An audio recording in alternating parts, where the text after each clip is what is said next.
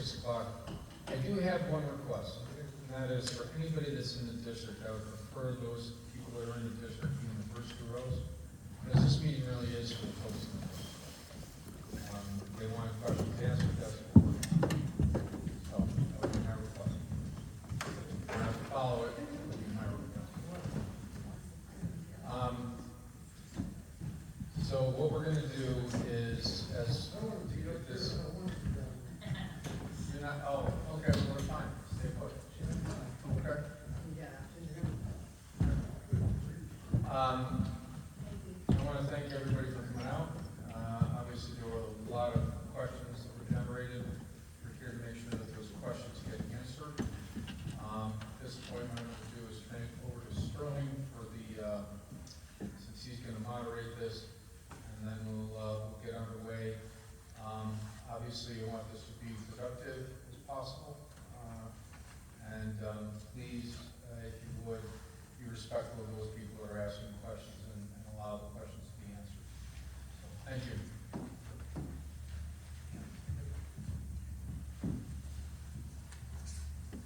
So I think I know almost everyone here. My name is Sterling Wilsky. I'm the moderator tonight. Am I okay?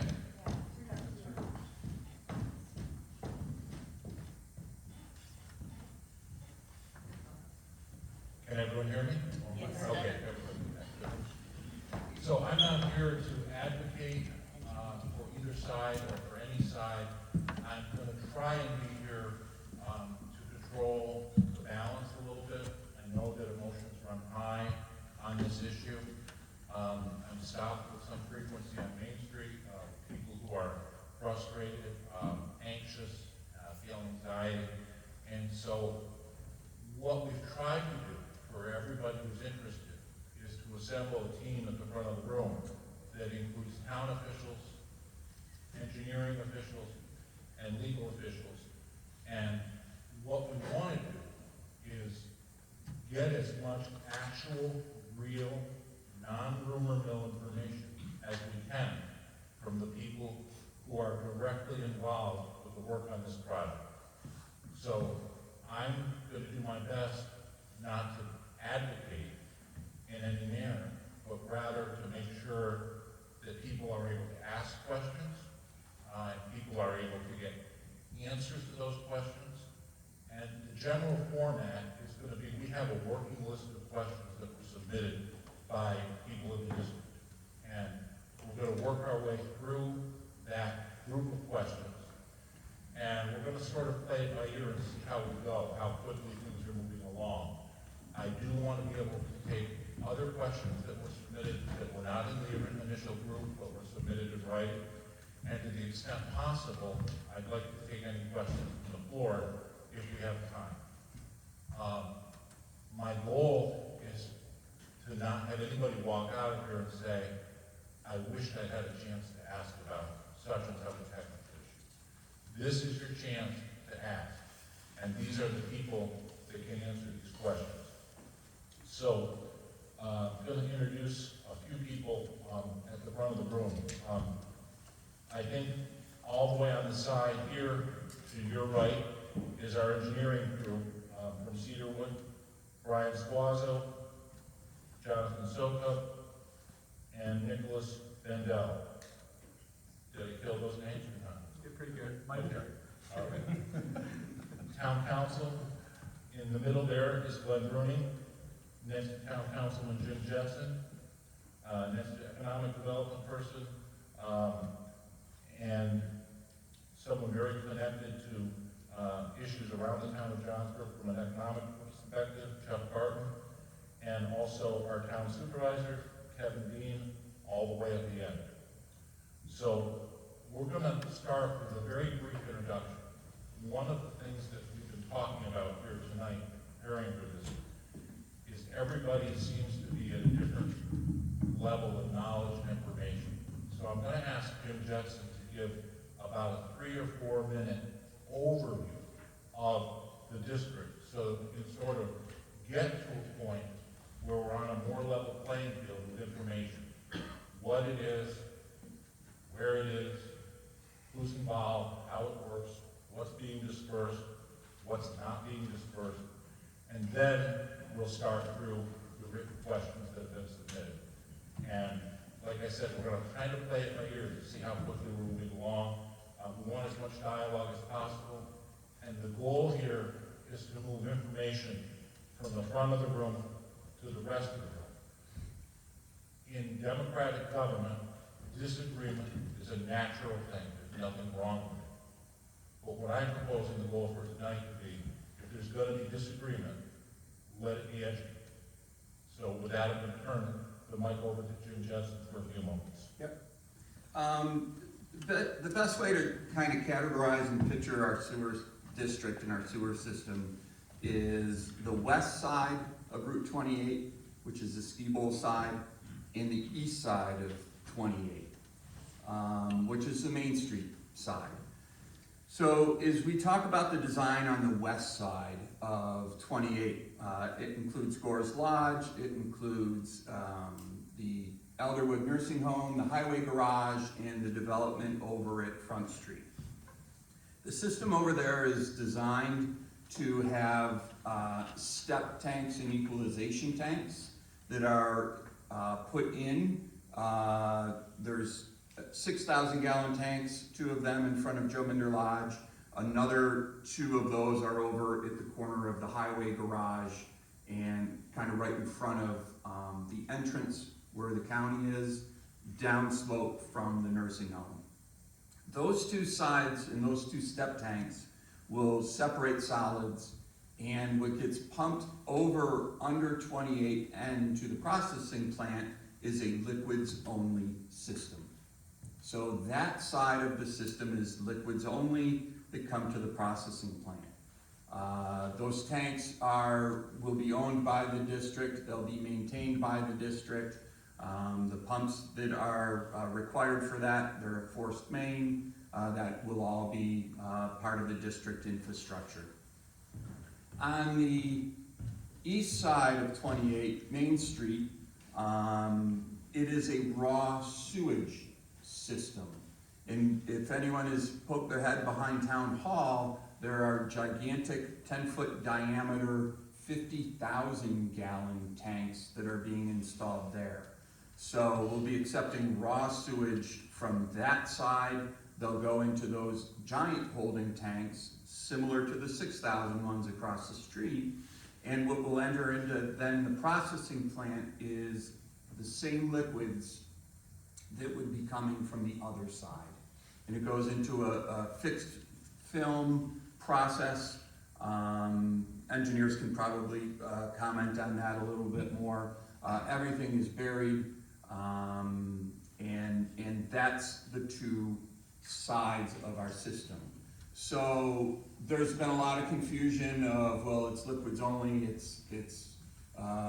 we can use our own tanks. On the Main Street side, we'll be hooking up to your home, accepting raw sewage, and that raw sewage will be then in holding tanks behind Town Hall, and then processed. On the other side of town, those holding tanks are, because there's more space, those holding tanks are at the properties. So it'll be liquid only that then comes across into the system. So that's a general overview of the system.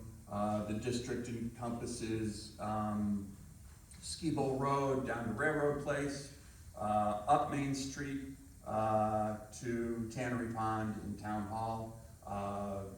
It goes up behind Town Hall. I'm not sure of the road there, but the lay-down yard for one of our operators, those homes up in that corner are also in the district. Maiden Lane, yeah. So that's kind of an overview of the district and how it's constructed, or how it will be constructed, and how it operates. So. Thank you, Jim. Yep. So we're going to delve into this almost kind of in chapters, and within each chapter there are multiple subparts, and we're going to try and assign appropriate people on the panel to respond to these. So early on, we're going to hear a little bit more from town officials than we are from the engineering. One of the things that has been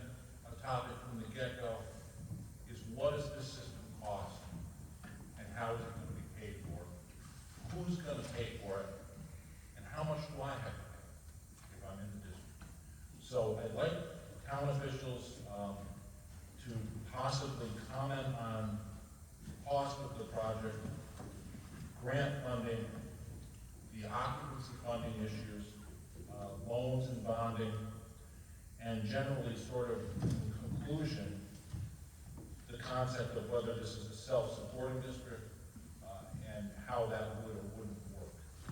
And I'll let you guys decide who's going to start with that. You want to start with it, Jim? Yeah, I'll Okay. take that. Yep. So, if you have the set of questions in front of you that was sent to us, I'm just gonna follow along on those questions. If not, I'll make sure that hopefully I'm reading those. So, total project cost and funding. The total project cost for this, if you go to the Town of Johnsburg website, click sewer, and click on Amendum A, a lot of this information that I'm going to share with you right now is right there on the website. Originally, the cost of the project was $7,628,000.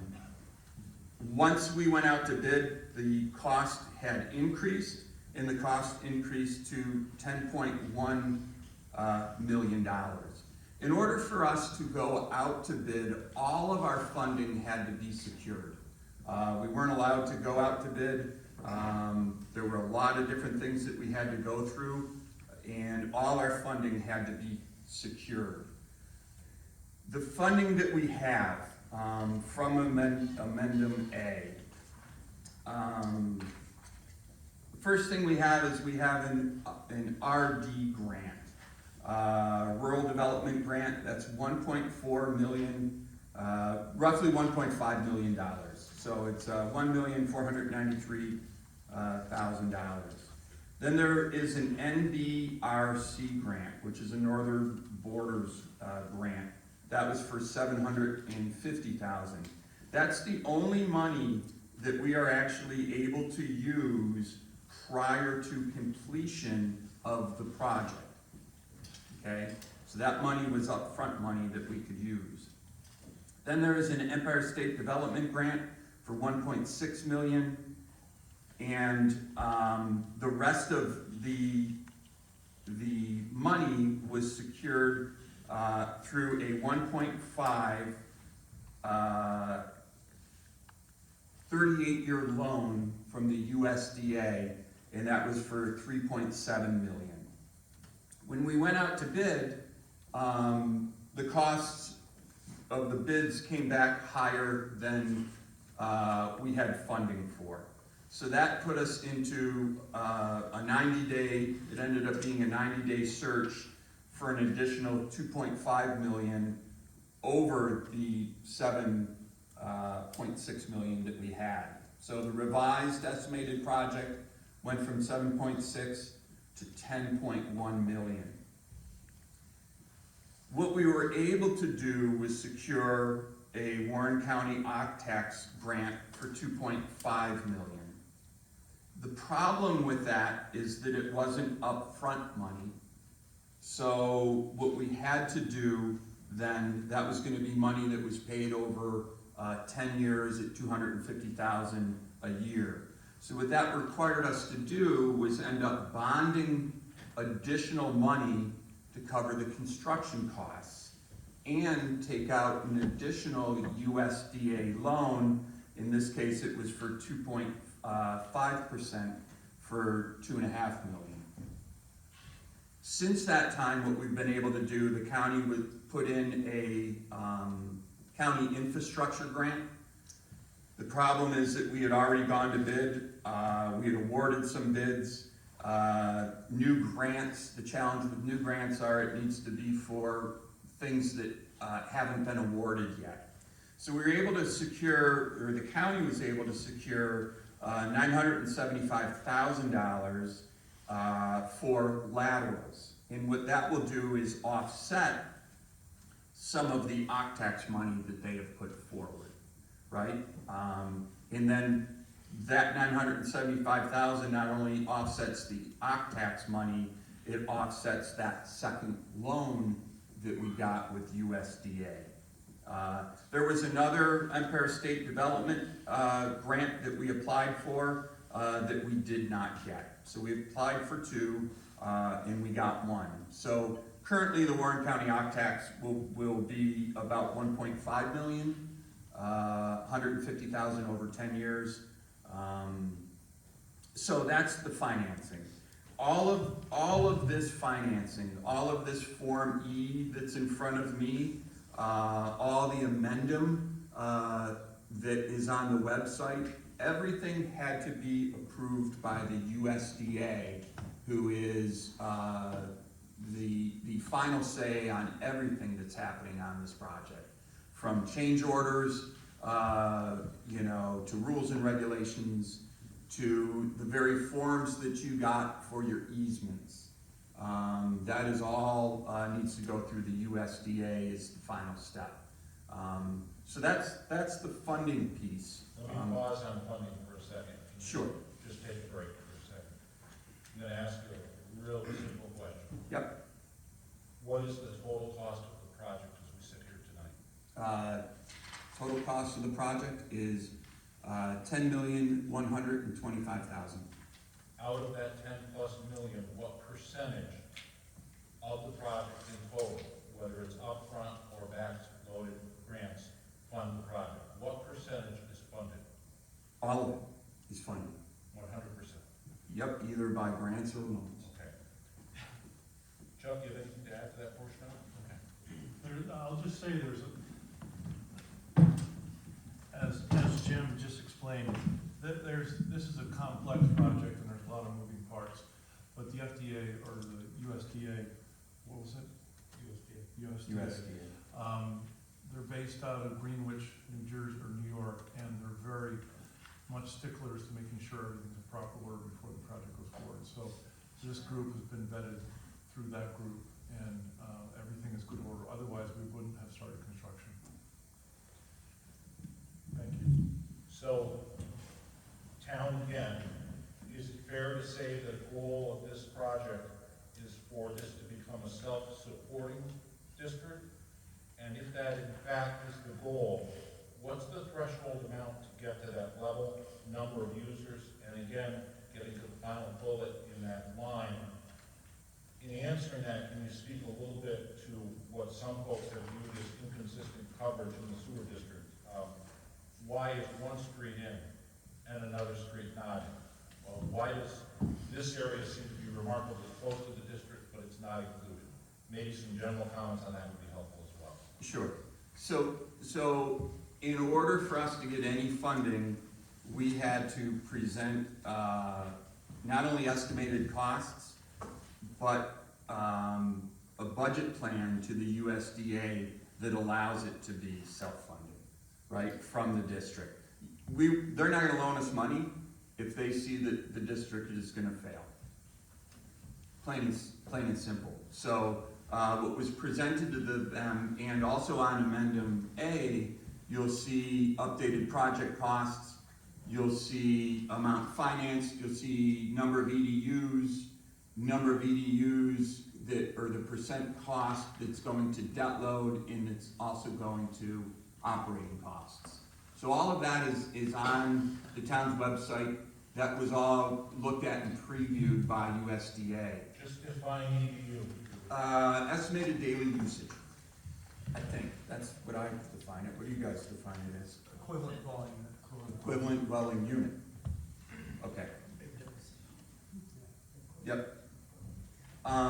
As far as the district and why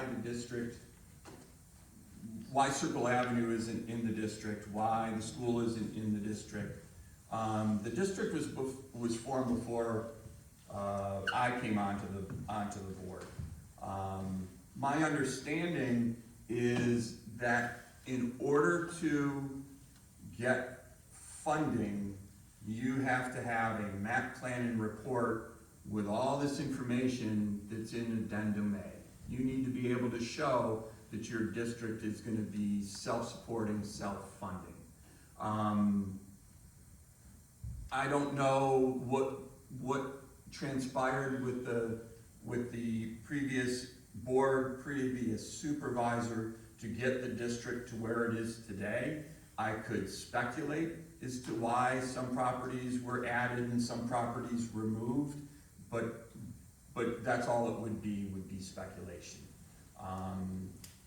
The key was, I believe, finding big users, finding a combination of development potential with users that was going to support the district. So, yeah, that was before me, I don't know why. So, somebody correct me if I make a mistake. To summarize the first 15 minutes here, the west side of 28 is liquid. The east side of 28 is raw sewage, which combines liquids and solids. Yes.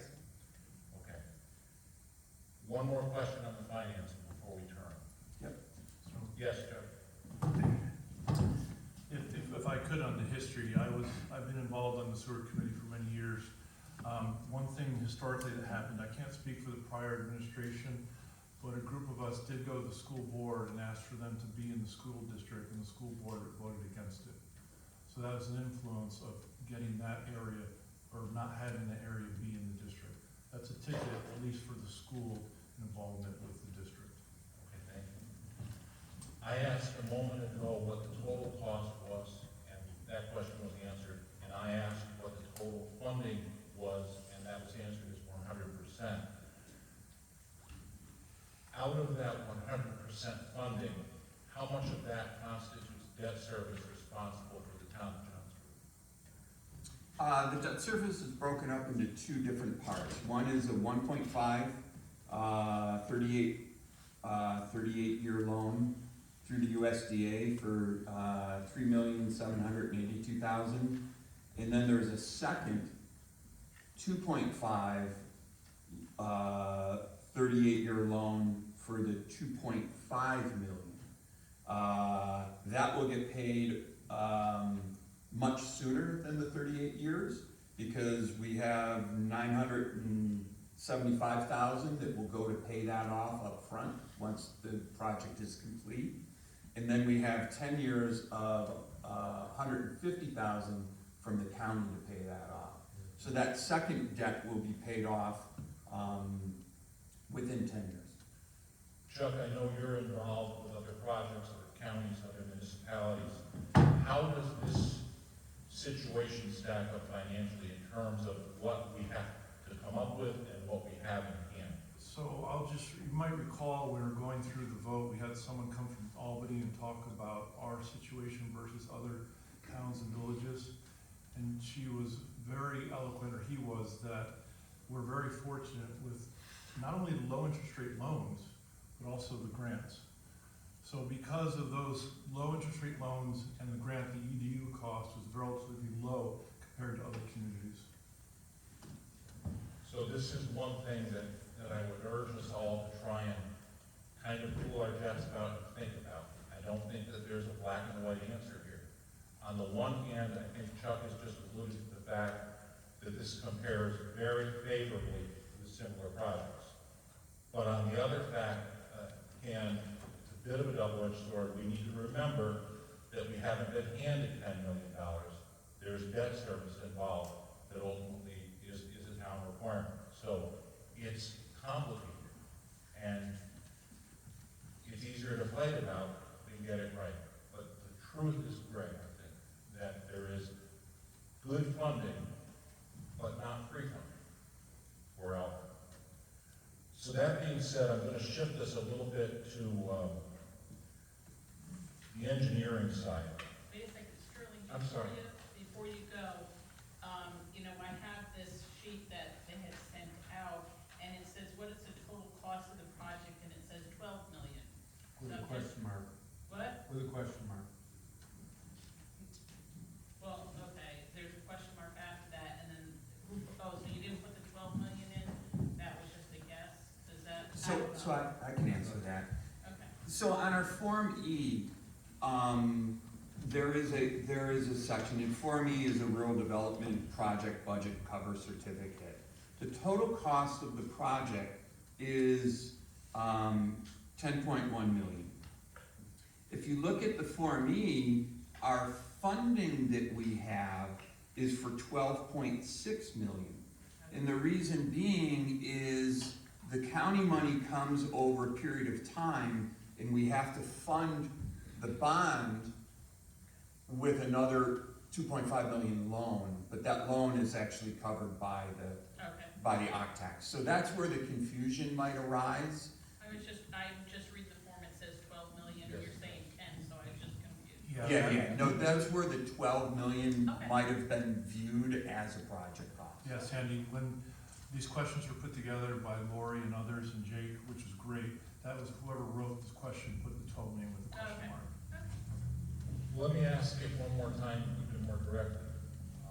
What's the net impact to a typical taxpayer in the district?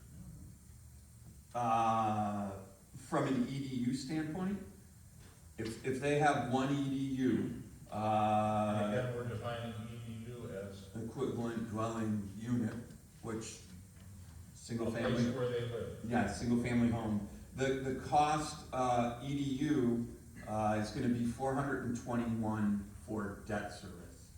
$421 per EDU for debt service. Over what time period? Per year. Yep, and the cost of the operation, so the operation and maintenance cost of an EDU is $237, with a total cost of an EDU of $654.87. And all of that had to, in order for us to get the bond, all of that had to, be spelled out in this long document that cost us close to $1,000 to put in the newspaper, and have. So that's all in the, public hearing that we had for the bond service. So, yeah, cost of an EDU is $654 and change per year. I have a question. I'm sorry, go ahead. Debt service, does that mean? Can we record this, because there's people wanting to hear this afterwards? The debt service, what does that mean? That's paying off the loans. Okay, and then the operation service? Yeah, that's to pay the guy to open the tank and stick his head in and see if it's working. Okay, so it's not the same Sludge. as if you opted out or are opted in? It's not The same? debt service would be the same, whether or not you hook up or not. Okay, got Okay, it. so to just reiterate the question that Tina just asked, if you opt in or opt out, does that affect your payment? I believe the answer is no, Yes. Not on the debt service. not on the No. debt. Yes. So is that for, so say I have a 2-unit building, that's my rental, it's a 2-unit building. That would be $421 per unit, per apartment? I'm not sure what your EDUs are. I mean, I have a list of all the EDUs in each property. I don't have names that associate with those. Yeah, I just don't understand it sometimes. Yeah, so if you had 2 EDUs, Yeah, you'd be paying $430 for each, so it would be an $800 so bill. that would be, if I didn't hook up, it'd be $800 a year. Correct. Yep. I see other hands going up. I'll take one more question, and then I'm gonna just move to the next group so that we have a little bit of time left for each section. We're just getting into things, so, Hang on, let's get a microphone up there. No, yes. let's get a microphone up there. I can back it up. No, Maria, no, take the mic up. no, run the microphone up, Recording, so please. people can hear this later. Yeah, trying to record it. Yeah, deal. Good evening. Thanks for having this. On the finance, I saw, and I'm sure most of you did, that Adirondack Explorer article in the last couple days, which described a lot of discord about the signing and whatnot. Can you address what is going on there and how is this going to be resolved? This meeting was basically set up to answer questions that were in concerns of the business district. That's what this is for. The business district has had questions and concerns about the actual sewer. I know, but we're all here, you wouldn't answer that question? But, I mean, it's for, what is it that you, we do this on the sidebar, do I need to do this right now? I'm trying to get these people the answers to their questions. Well, let me just make a general comment. Please. I think that your question is the reason we're here. In other words, I'm on Main Street all the time, people who know me, see me out and about, and over the last 2 weeks, I've been stopped 8, 9, 10 times with different comments and thoughts about the sewer. And 70 to 80% of them either were completely wholesale inaccurate or lacked the right piece of information. So as I said at the very beginning, I don't ever expect a peace treaty on all this, but reasonable minds can differ. But they need to be informed.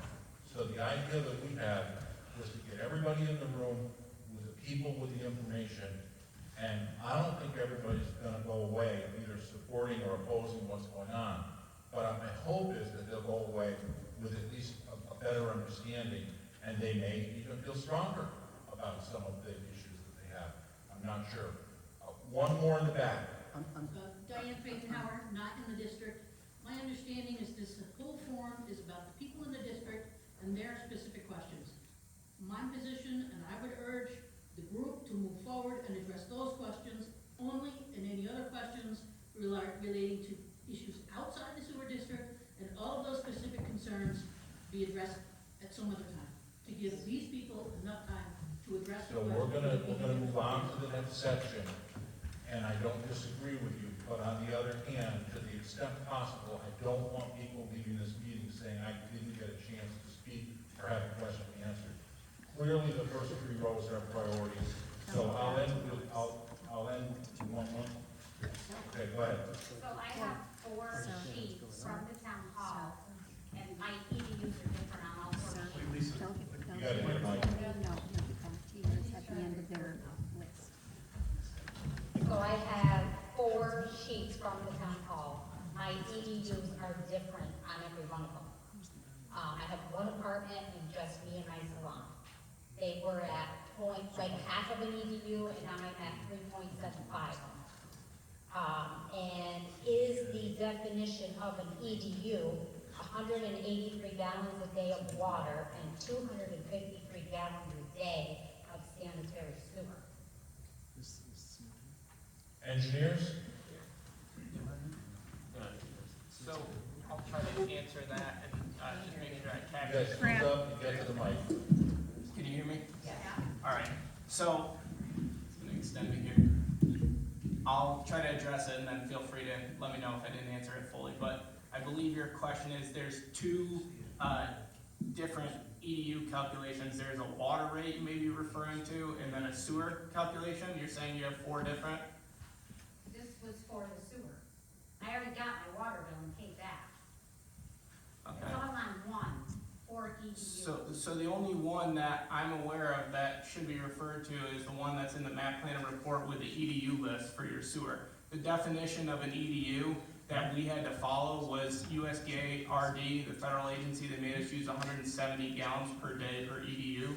So that's the definition, and then depending whether, this is a question later on, but I'll answer it right now, we can skip it moving forward, but the way we calculate that is if it's residential, it's based solely off the bedroom count.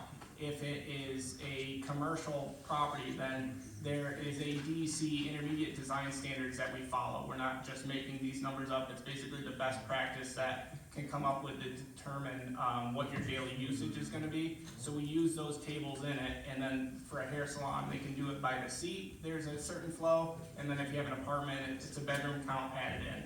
And then you're allowed a 20% water savings reduction, which we factored in on top of that within the initial map planner report. So that's how it's determined, and I would say moving forward, it should be whatever was listed in EDUs in the map planner report is the accurate one. Which is 3.29.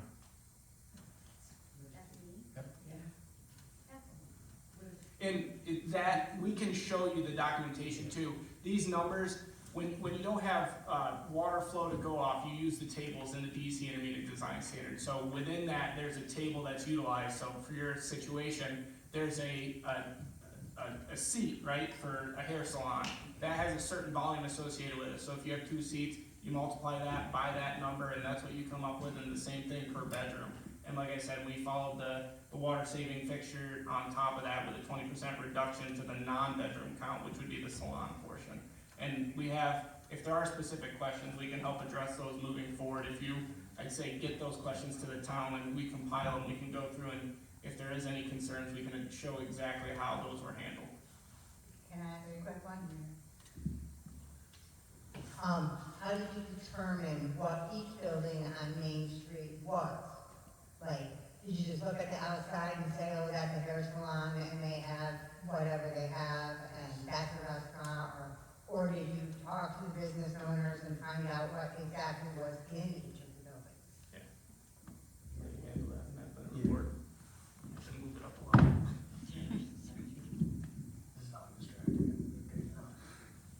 That's great. Let's hold it. We went through during the map plan report phase, a lot of these buildings, we did go into, we reached out, we did outreach to businesses, homeowners, and we did go into some where there was question, a lot of them are, some of you had questions about, hey, is this bathroom back here, kind of stuff like that, so we kind of did a mix of both. And what year was this done? That was done, admittedly, it was done, oh God, at least, 15 years ago. no, not that long. There was an initial one, because it's been done multiple times, but I think the last time was, 21, 22 was the last time. Yeah, and I'm not saying, Are you going to do an updated well, one we have based to, on yeah. 2025? We have to go through, do a verification. So the They have a fund. EDUs that are listed on the website right now are inaccurate then because, Extreme weather. We're used to it. so my question, I guess, is that the EDUs that are listed on the website for each of our businesses are not technically accurate because they need to be updated to the 2026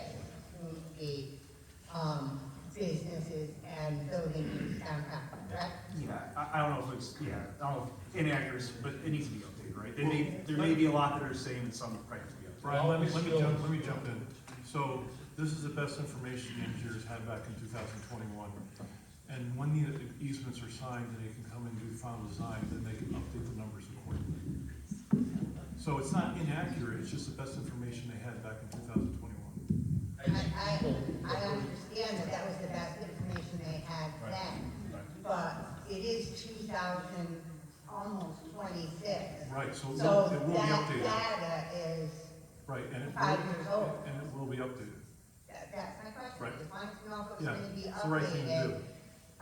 so that the EDUs are accurate when Right. we sign Exactly. or decide to. So I'm gonna keep moving and I'm gonna stay with the engineering. And this is a part of the discussion I think that the first 3 rows are really interested in. I don't know who wants to take the lead in Cedarwood, but I'm on page 2 into 3 of the summary questions, individual property connections and constructions. And under those categories, I'm hopeful that we can address pump requirement issues, pump usage, how that works, how determinations are made, site-specific installations, which we started to talk a little bit about there a moment ago, what Cedarwood's exact role is in this moving forward as the engineers for the town, and how we go about interacting with individual property owners in the district regarding their locations and so on. As everyone's aware, there's a package that have gone out already for people in the district with a couple of real estate forums in it, some returned, some not returned.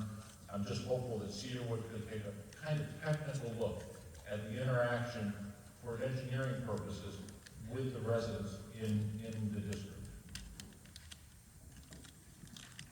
So, hearing everybody, so where we're at with the project right now, we're at the stage where the majority of the collection conveyance system has been completed and everything has been ran to the lateral connection, which is clean out assembly at the right-of-way boundary. Obviously, the next step that has. Can you just rephrase that in non-engineering terms? Yeah, so the system that collects all the wastewater and then pumps it to where it ultimately is gonna go at the plant, that's all been installed, the main trunk line, if you will. Then the branches, which are your connections to this wastewater system, the collection system, those are all stubbed up right now with clean-out assemblies, and obviously they're not connected to any dwelling units yet, any residencies. So the next step is for the treatment plant to be fully constructed and then up and running.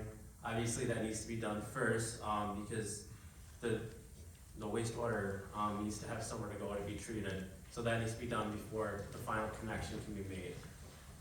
In the interim, when the plant is being constructed, we're beginning the next phase, which is figuring out the site-specific plans for how each one is going to connect.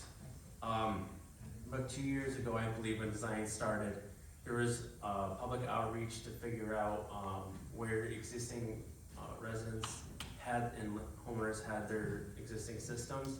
So this way we could figure out what their internal plumbing is and where it ultimately had run that lateral. So now we've actually gone through the process of all the lateral stubs have been installed with a clean-out assembly, and they're in the best kind of they're in the best places for ultimate connection to that residence. So there have been talks with many different homeowners by me out in the field, and then previously before. There's still some unknown as to where some internal plumbing is and where it can go. So our next step is to work with the homeowners to kind of figure out site-specific plans. There's two types of systems we have, which is a gravity lateral, which is where there's gravity flow from your internal plumbing to the clean out and to the collection system.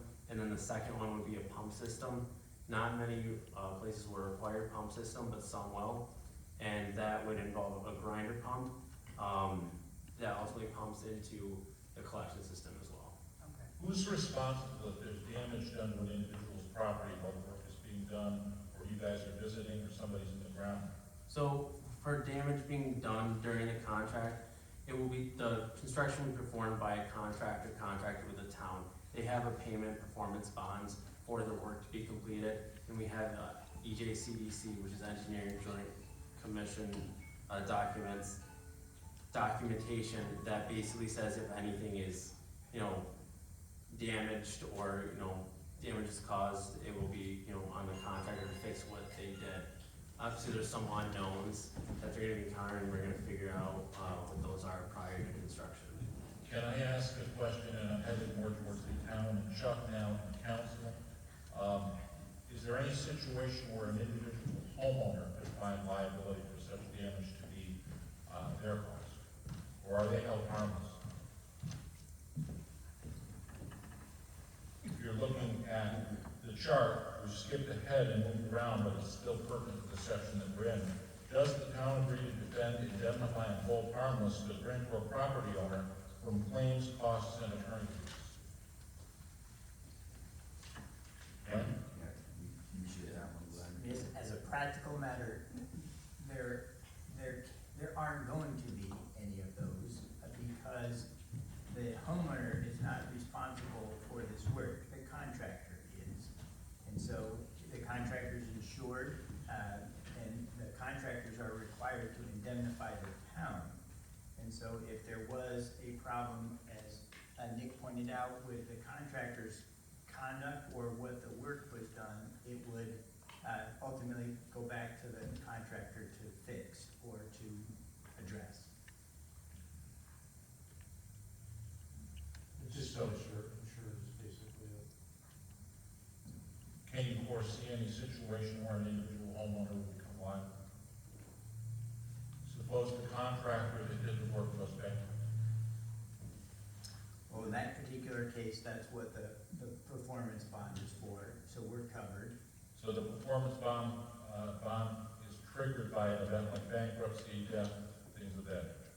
Failure to complete the work. Exactly. Okay.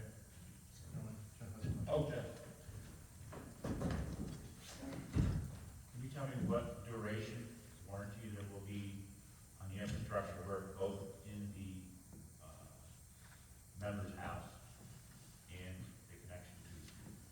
the typical duration for warranty, is 1 year for these types of construction projects.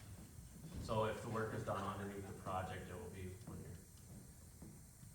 There are, doesn't E1 give an additional warranty too for some of the pumps? I believe they have extended warranty. So, yeah, there's some components if you do have to do the more complicated pump system. I say more complicated, just another, element to the system, right? But that does have, I believe, a larger warranty. So suppose there's a failure in month 13, who's responsible for the cost of modifying that so that it's in working order? It'll be at the end of the contractor's responsibility, right, but they deal with E1. Speak up. Mike, we can hear you. Oh, sorry. It'd have to be whatever is beyond that extent, the year warranty for standard items, it'd be dealt with by the manufacturer directly. So if it's an E1 pump that fails, say, and we have to verify this, but it'd be like a 3-year warranty on those pumps. We'd have to go to E1 directly and deal with it. So during, and again, I'm not advocating pilot, so don't take this wrong. Those folks still have to live in those units while the litigation occurs, correct? The system component that would fail after the first year warranty could only be the PVC lateral in the ground. That's the only component that's gonna be And kind of that's modified not on lateral. anybody's property anyway, that's on the town's property. The lateral is the term that goes from, all the way from where it hits the main trunk, all the way to the connection So into it's laterally up, or from it's, the big tree, the lateral is what goes to individual buildings on Correct. Main Street. correct. Got it. So part of that is on the town-owned property, mainly to the clean out. There's a clean out assembly there, and then the rest of it goes to the residents. But the typical, installation of that's just a gravity PVC pipe. There's not really much anticipated failure on it, and what does occur should happen within a year. So you have to think about it like your water. So it's the same thing as your water. If the pipe, if all of a sudden there's a water leak to your house, the water district's gonna come out and they're gonna go to the shut off. And if it's still leaking, then it's the town portion that's leaking. If the leak stops after that shut off and it's on your property, then that becomes your responsibility to fix. So it's the same exact thing as the water. If the leak is on your property, that becomes your responsibility to fix. Okay, so, does everybody understand that? So I'll get you in just a second. My question that I'm kind of leading to, and I'm glad Jim used the analogy of the water, because I agree that works. I've had a lot of familiarity over the years with our very aged water system. It has a lot of challenges. And I think one thing that's foreseeable is that whether it's water or septic, the breach or the defect can occur before private property and then cause significant tens of thousands of dollars of damage to private property. So who would bear that responsibility? That's impossible to say until you know exactly what happened and why it happened. There has to be a determination made, similar to a water service, if there was an issue on your water service, until you may need additional investigation to determine whether it's happening on private property or on public property and what's going on. So until you get into that specific situation, you may not know. And the only other thing I wanted to say, not to sidetrack this, is I just want to clarify, because it sounds like maybe there's some confusion between warranty and useful life of the system. So I mean, whatever's going to be installed, especially on private property, that's going to be covered by funding, whether it's a gravity lateral or a small low-pressure sewer system with a grinder pump station essentially connected. Those have a longer useful life than 1 year. Anything that's going to be, installed is also going to be tested in the same way it would be for the full municipal system. So whether it's gravity or pressure connection, it's going to be pressure and leakage tested in accordance with the standards. We're going to have documentation of that. It's not just put into the ground and not looked at. If it's a gravity lateral, the slopes are checked. You also do, an air test on it to make sure it meets the leakage specification, that the backfill is proper, and all of that as well. If something happens in the future because something is built over it or settles, that's a whole other scenario you can't get into. What is the life expectancy? I'd be speculating for a pipe Yeah, the life of the loan is 38 years, and yeah, these pipes are 50, 60 years. Yeah, 50, What about the 60 pump? plus. Pumps are a little different, so we're, so if you have a situation where you're gonna need an E1 grinder pump, a useful life could be 15, 20 plus years, depending on how often it's used, how often it's taken care of, and then, you know, for the O&M on it, and I believe, like, if we use, keep throwing out Environmental One or E1 pump, that's just a brand of a, you know, municipal grinder pump that, you know, would be utilized in a situation like this. I believe they state with their call outs, it's usually around 8 to 10 years before first call out, and that doesn't mean it's going to happen, that's just some rough numbers for you. You've been very patient with that. Yeah. And those are limited. Yeah, I have. You need the mic, though. You They're, need the mic. they're limited, yep, so. I have a quick question on contractual agreements. If there is a failure on your main trunk line, how quickly do they have to respond and correct the issue? Within what period of time, I'm sorry? Are you Yes. talking about within the first year of construction where you're under warranty or beyond that? Both. Okay, during the first year of construction, they're under performance bond, right? So if something were to happen, they'd have to get out there immediately and correct the issue, especially if it's in a emergency situation where we're gonna have to, you know, shut off laterals. If it is beyond that period, then it would be, you know, similar to a water system where, again, you'd make a determination whether it's a issue that has to be corrected immediately with an emergency and you're paying, you know, whether you have an emergency contractor go out to fix it, or if it can wait a little longer, or a lead time associated with an item. So it's dependent. And the other thing I wanna clarify too is if something happens on private property, again, that's a different ballgame where it'd have to be determined if it was an issue on private property and not caused by the public system side. But the pumps and the lateral connections from what Nick described as the clean out at the rough approximate property boundary to, you know, wherever your pump is, your lateral connection, after that's paid for by the grant and, you know, we get beyond that 1 year performance bond and warranty period, that's the responsibility of the homeowner to maintain and replace in the future, because as a result of the funding, correct me if I'm wrong, with rural development, the federal agency, the town cannot take ownership of those items with this type of funding. So, how does that go with the main trunk where you're not talking about laterals?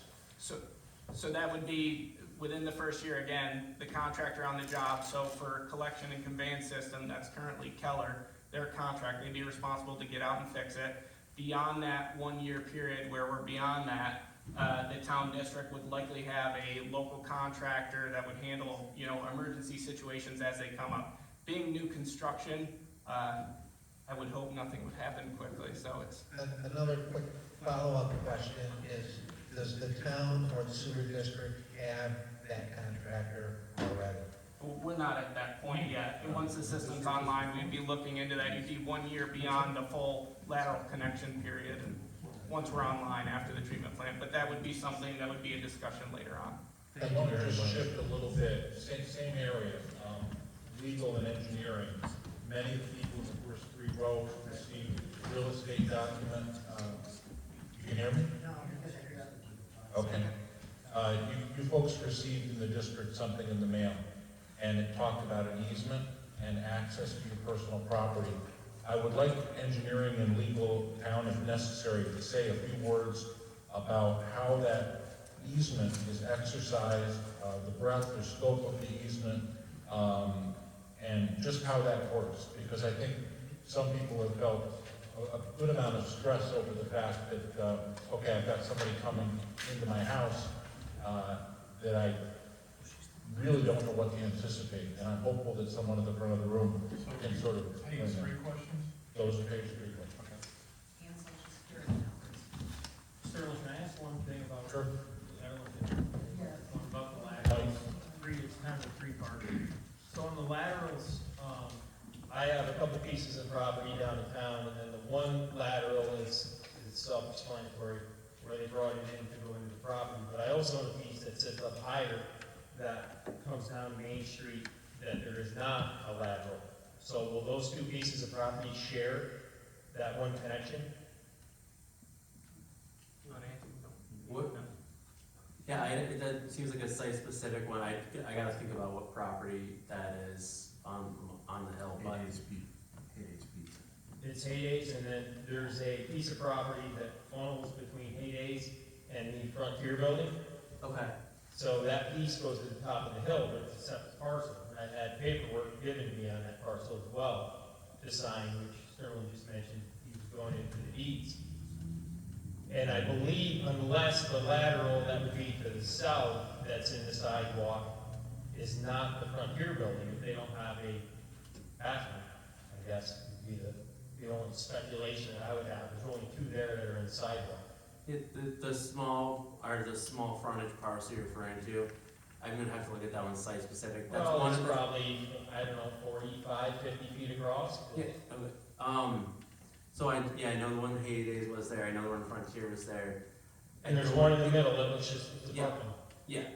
And that runs the length that goes to the top of the hill, which is a separate parcel, but that's on Portaway Lane. But it fronts Main Street.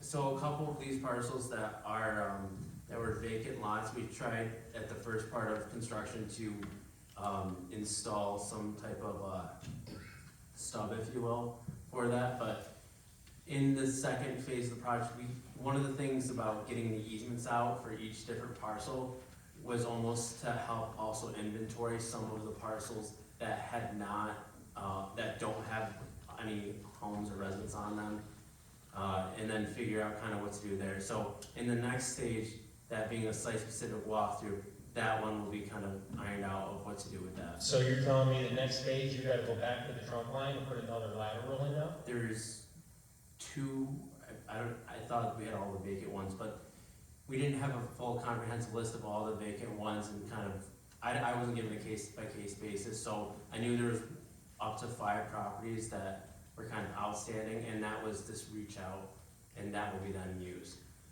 Because I actually have paperwork on 3 of my parcels. I have 4 there, but 2 of them do not connect to Main Street.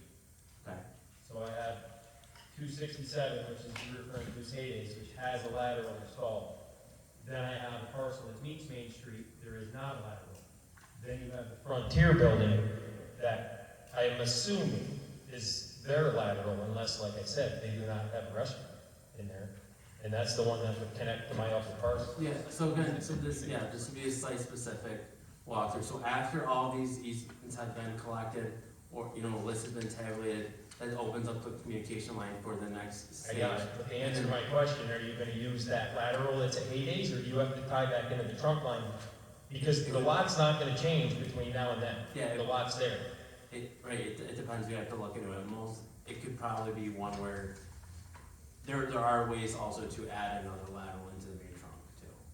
Well, yeah, you're gonna dig up the street, correct? Correct, but then also a different spot than was dug previously, so they would have, we can look at a site specific. Okay. So we're talking about 2 types of easements, are we not? A temporary easement? This is not an easement question. This isn't an easy question, this is a lateral I'm question. shifting to the transition. Right, well, I have 2 more This questions. is, yeah, Okay, I just am gonna that was ask the you first to one. hurry. I'll make them brief. Yeah. Second one, so when you guys do the construction and you bring the laterals in, who it's a residence, it's a business, whatever it is, who's gonna have the oversight as far as looking at each individual one, since some of these are complicated? so that stage is still being, once we get all I've already met with a majority of homeowners on the, I guess I met with a couple people regarding their site-specific ones, but I haven't been given the list of everybody, but it'll be whoever the project manager is for engineering, somebody will go out and meet with them. It is also be kind of mixed with a contractor, so there hasn't been contracted for the contractor to fully perform the laterals yet, that is in the next step.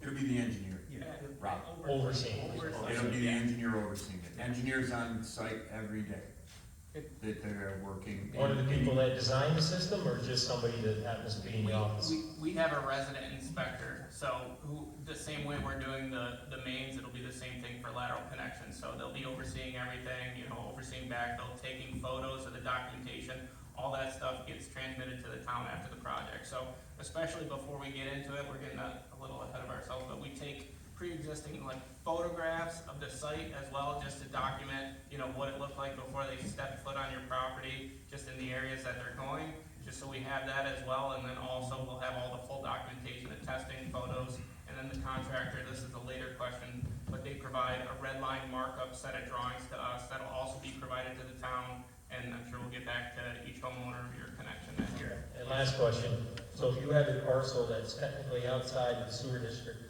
but not that far outside, on Main Street, and you have a parcel that abuts to Main Street, is there gonna be a process if in the future somebody wants to connect to the existing structure in mainline? Is that something Yeah, possible? yeah, as we're writing up the rules and regulations, there's a lot of those, Okay. a lot of those types of properties. And the So, answer can be that simple, is it, can we do it in the future possibly, yes or no? But there's an issue of capacity, so they have to check to make sure if you add a line, Yep. that the treatment facility can handle it. So, there's step So one you and don't step really- two, yeah, yeah. it depends.